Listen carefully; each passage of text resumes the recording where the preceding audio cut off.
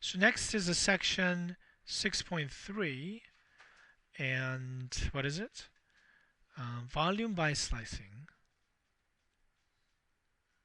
That's the term that this book used, but more standard term is volume by cross-section. I think that's the better term along the cross-section.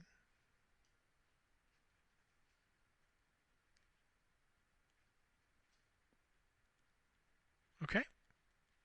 Hope that makes sense to you. Yes, go ahead. This is my favorite picture when I introduce this one. There is, you think about it, there you just pick this up, giant potato. All right? Can you think of this giant potato? And you have this, my favorite tool, chopstick. There's this chopstick, and you just penetrate through it, right? Don't, because it's irregular shape, that's why I chose this potato. You don't know where the center is, right? But there's just one chopstick, and usually come with another one. So the identical copy of chopstick penetrate through. There's a dot dot dot. It means actually behind the scene there, right? It actually penetrated a potato in here, and coming out through this spot, and then it's not dot dot dot. Does the picture make sense? And this chopstick has this coordinates, x equals 0 and things like that. So it's identical copy. So here's x equals 0 there, right? And if you look at here, now x equals 0 is not very important. So let me go ahead and erase it. What we have here is that x coordinate A there, and exactly identical copy x coordinate B. That's kind of marked in the potato, all right? And you have this incredible information about this this shape of the potato. So if you put an arbitrary position in here, right, arbitrary position, and can you think of this little slice that is perpendicular to the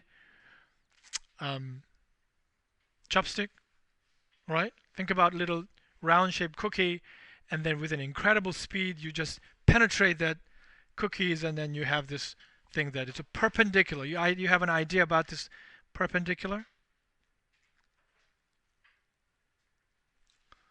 right? Is penetrating the perpendicular. You can imagine you can extend that plate to really infinity, so it eventually cuts that potato. Kind of cuts it, right? Make sense? It's a potato, and there's a sharp extended plate. This faster that cuts it. And if you open it up, and then you have this irregular shape section. This is called cross section. Important part is that it's a 90-degree to this chopstick. This is called axis of cross section. Make sense? Think about this plate hitting there. This is a cross section.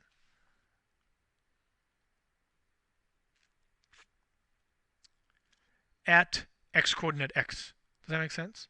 If I put in a different x coordinate, if you chop it, you can imagine that will be a different shape, different irregular shape that you usually when you do that over a cooking board, then you have an irregular shape, right? So what we're going to denote in it at this stage is just an idea about AX is going to be representing the area of the cross section at the x coordinate x.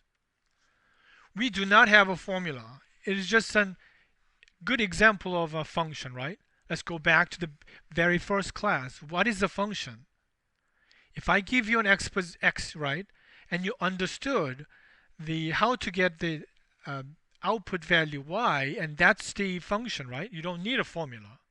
So I give you x value, and you think about chopping this one, and think about the area of that cross-section of the potato. That is our function ax, and that is sufficient to define a mathematical function. Doesn't have to be a formula, right? Is it good? So that's the setting. Now how I'm going to formulate this volume, we didn't even really define the volume, right? We actually kind of defined the area of the region using the Riemann sum. That was a rigorous approach. And there's a theorem of integrable function and so on. But from here on, computing the volume and computing the arc length and computing the surfaces, if you go into the definition, rigorous mathematical foundation definition, it takes too much time, not fun at all. So from here, You look at this as an engineering problem. Don't think about rigorous and foundation or anything. We just want to calculate it, and this is an idea. Okay? So here's the idea. Next idea is to calculate this volume that we obviously understand and as an everyday object. From here to there, that's the interval a to b, right? What do? We chop it into a regular interval, right? So we chop it like this. And somewhere in the middle, we have going from left to right. And what is the coordinate of the left endpoint of this x intervals here? X subscript k minus 1. Is that right? Right endpoint? xk. These are the one interval. And you think about, this is actually how you chop this potato on a cooking board. So if you chop it and in this two cut, and then you have a slice of this sort.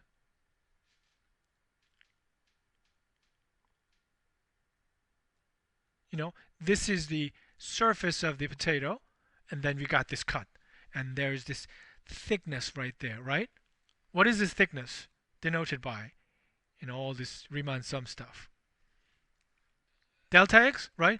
This is exactly corresponding to the thickness of the delta x. Does that make sense? Right? All right, to the left hand, what is the area of the left hand side? It's not a number. You have to use this, whatever we defined it here. Can you use capital A to denote the left hand of face here? Area A of what value? Anybody? xk minus 1, exactly. xk minus 1. What about this side right there, area here? It's A of xk. Make sense? So left hand and right hand, it's slightly different shape of the area, therefore a region, therefore slightly different area. Irregularity is put in there. They wanted to approximate this one in the following way. This is, there's a little bit of curvy there, right? It's not perfectly flat. Make it into a cylinder. Cylinderize it. I made it up a word. All right? Cylinderize it.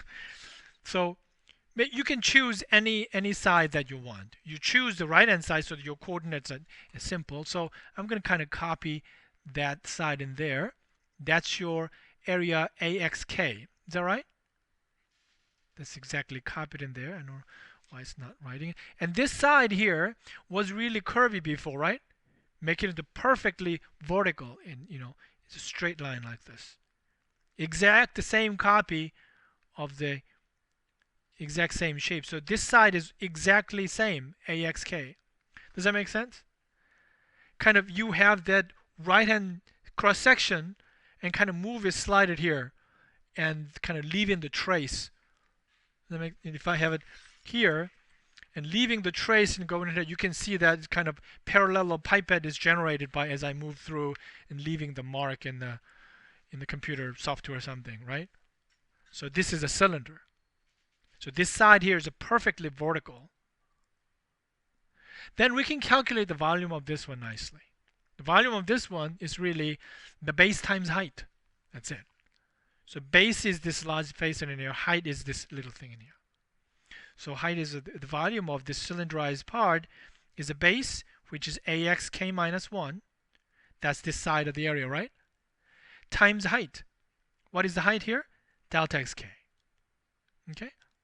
Let me give you an example of a cylinder. It seems like because it's so small and not many of us are understanding the cylinder. If I put perfect circle in three-dimensional shape, it's different perspective down there, and we have the cylinder here, just like a can of food that you can imagine.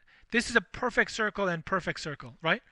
The circle is going down here, creating this side in a perfectly cylindrical shape. Think about this. This one is that tuna can. So it's a very, very, small height. But in this case, it's extremely small height there. And so top shape and bottom shape is a congruent copy exactly. And the vertical side is all, side part is a vertical line. In this case, it's a, base times the height. That's how we define the volume of this thing. So this one will be just simply this. So this is not exactly that, but the volume is our approximation, and that's how people might have approached out there in the field. I just wanted to approximate the volume, and this is one way. Okay? That's the approximation of a slice of a potato with a delta xk thickness, right? So what is the total area? Not area. What is the word? Volume. Is that exact or approximate? It's just approximate. How many slices are there? N of them. You slice it in pieces. How does the volume look like? The cylinderized volume here. The face is the A of xk. Sorry about this. It's supposed to be xk, not k minus 1. So I'm fixing this part here. It's supposed to be xk. That's what I used over there. So xk times the thickness delta x, right? That would approximate the volume of a potato nicely. Right? Make sense? Alright. Does it look like a Riemann sum? Look like a Riemann sum. This will approach from where to where? X value from A to B, right? And the delta x becomes dx, and everything in here is written in terms of xk, right? There's no mixture of xk and xk minus 1, and everything is xk, so therefore it's just ax. So the answer is that if you integrate the cross-section, area becomes the volume. Okay, let me write it like this. Volume, according to engineers, is like cross-section area integrated along the axis of cross-section, right? So if you happen to have a formula of cross-sections, then you can calculate the volume of it. Think about the sphere, the ball, right? And you put some chopstick in there, and think about the cross-section. Do you see a nice uniform shape of a cross-section when you look at cross-secting the ball? Some uniform shape of a, if this is a ball like this, and if I cut it somewhere in here, you see that? It's probably perfect circle as you get it. As you put in a different cross-section, can you imagine it's a different size of a circle? Right? Different size of a circle. But it's a circle, right? So you can probably write down nice formula with area of a cross-section. If you integrate the area of cross-section, it becomes the volume of that. Right? Think about the cone. So how are we going to put the cross-section in here such that the shape of cross-section is nice and uniform and something you can calculate? Are you going to do it cut vertically like this or horizontally like this? Horizontal sounds better. If you cut horizontally, cone seems like every time where you put this cross-section, it'll give you a nice circle shape, right? So it seems like horizontal cross-section is a better idea. And if you put a wrong cross-section, you're in a big trouble calculating, very difficult calculation.